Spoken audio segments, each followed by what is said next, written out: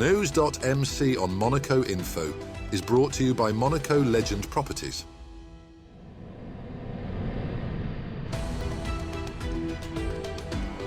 Bringing you news on Monaco's economy, culture, sports and more. Welcome to NEWS.MC, your English rendezvous on Monaco Info. Coming up on NEWS.MC, discover past week's top stories and meet the people who make Monaco. My name is Graham Holsall from Jules Estates, Monaco. You are watching NEWS.MC on Monaco Info. What's been making headline in the past week? In his New Year's wishes, His Serene Highness Prince Albert II of Monaco reflected on the resilience, unity and accomplishments of the Monegasque community in 2024 while expressing hope and determination for 2025. He acknowledged the challenges of the past year but celebrated successes that highlighted Monaco's solidarity and enduring values of respect, openness and responsibility. The Prince emphasized the importance of sustainability and progress to ensure Monaco's prosperity for future generations, thanking institutions, businesses, associations and residents for their collective contributions. Looking to 2025, he prioritized advancing environmental commitments, supporting vulnerable populations and strengthening Monaco's shared identity. Addressing those facing difficulties during the holiday season, His Serene Highness Prince Albert II offered words of compassion, hope and encouragement, reaffirming Monaco's role as a united and supportive community. His message closed with wishes for health, happiness and success for all Monegasques and contributors to the Principality's continued harmony and innovation. His Serene Highness Prince Albert II was joined by Her Serene Highness Princess Charlene and their children, Hereditary Prince Jacques and Princess Gabriella, at the closing of his message as he urged Monaco to embrace the year ahead with confidence and shared purpose while building on the strong foundation of community spirit and collective strength that defines the Principality. The highly anticipated 16th Africa Eco Race began with a spectacular start from Monaco's Quai Antoine Premier on the 28th of December as 120 vehicles embarked on a nearly 6,000-kilometre journey to Senegal's Lac Rose, retracing the iconic Paris-Dakar route. This year's lineup includes 80 motorcycles, 2 of which are electric and making their debut, and 30 cars accompanied by support trucks ensuring safe arrivals. Participants faced challenging terrain across Morocco, Mauritania and Senegal, testing their endurance, navigation skills and mechanical resilience. French competitor Benoit Fretin, who prepared for over a year, emphasized the rally's unique demands, stating, "It's not always the fastest who wins, but the smartest." Timed stages begin in Morocco, demanding strategic thinking and adaptability. The rally's spirit is encapsulated by its blend of competition and adventure, making it a true test of grit and determination. The ceremonial start was marked by a heartfelt moment as Diane Thierry-Mieg, former fiancée of Thierry Sabine, the visionary behind the Paris-Dakar rally, gave the starting signal. Sabine's legacy, rooted in the thrill of exploration, continues to inspire the rally's ethos. Concluding on January 12th at Senegal's Lac Rose, the Africa Eco Race promises a thrilling culmination. Fans can follow the action on social media and the official website as competitors showcase resilience and skill in this extraordinary challenge. The Prince's Palace Court of Honour transformed into a festive wonderland with the magic of the holiday season at its heart, with dazzling decorations, oversized colourful presents, reindeer and a glowing mini forest of pine trees created a magical atmosphere. Highlights included a snowman flying a plane and a sparkling hot air balloon. The breathtaking centerpiece was the crib, featuring the angel Gabriel. This enchanting display brought the true spirit of the season to life in Monaco's most iconic setting. Monaco welcomed 2025 with a vibrant New Year's Eve celebration that brought together Monegasque's residents and visitors for an unforgettable evening. Festivities kicked off at Port Hercule, where families and friends gathered to enjoy the lively atmosphere.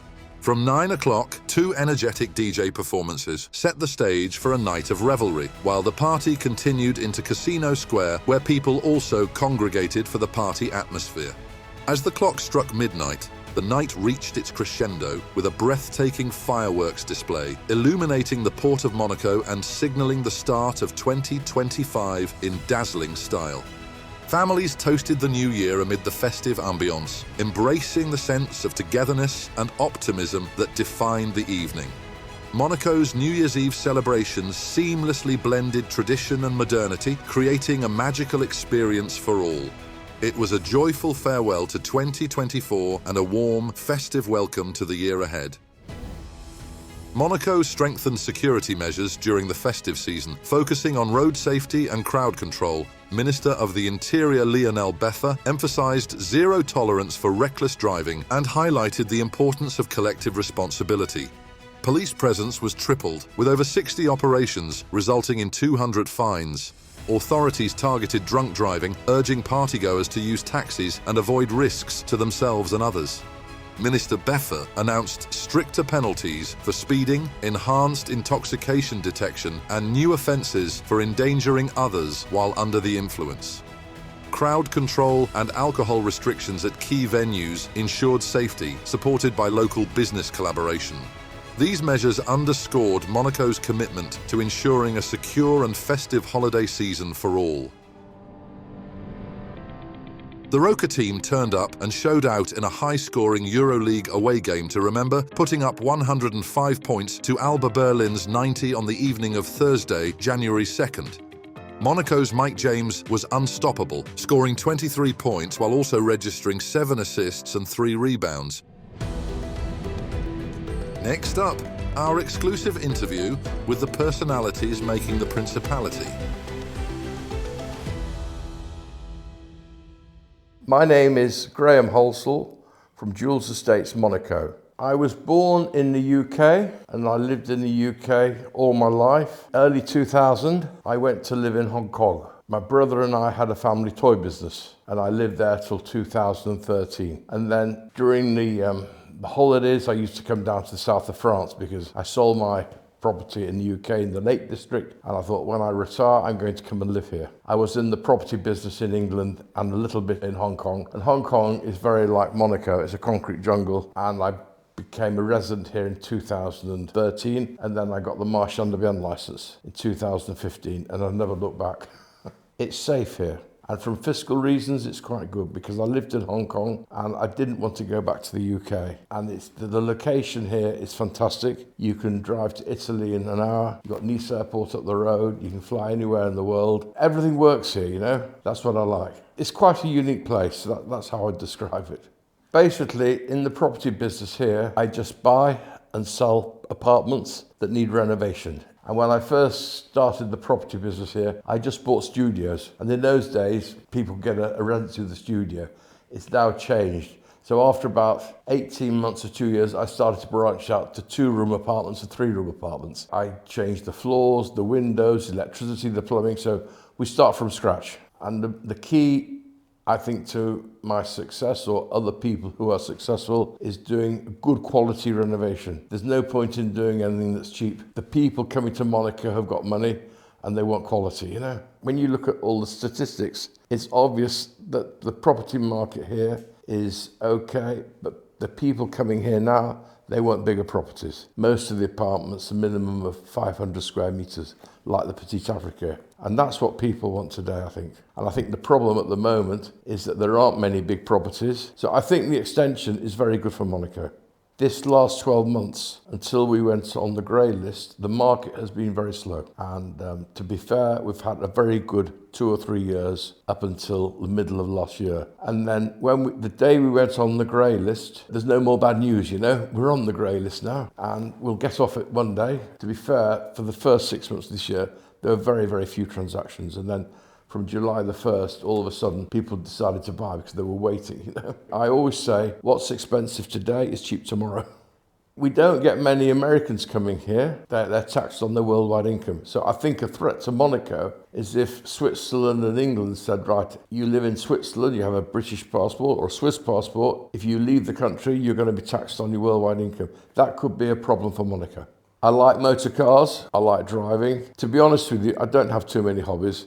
I enjoy working, you know, and my family live in England, so I go over there once or twice a month to see them. One of my very good friends that lived here three good friends. Two have died, unfortunately. They used to go for lunch once a week, and they asked all their friends from England. And then Tony set up the Tuesday lunch club, and it's still going today. So we all go to Avenue 21 on a Tuesday for lunch. All English people, you know, all guys, and we all have good fun. You know, they do a very good lunch. And also, I'm a member of the Crema, and that is a very good club. That's near Cipriani in the Mirabeau, and that's very good for newcomers coming here because they have many events, and they have a cocktail party once a week for members. This is what I like about Monaco, you know. There's not too much activity, but the activity that they lay on is very good, you know.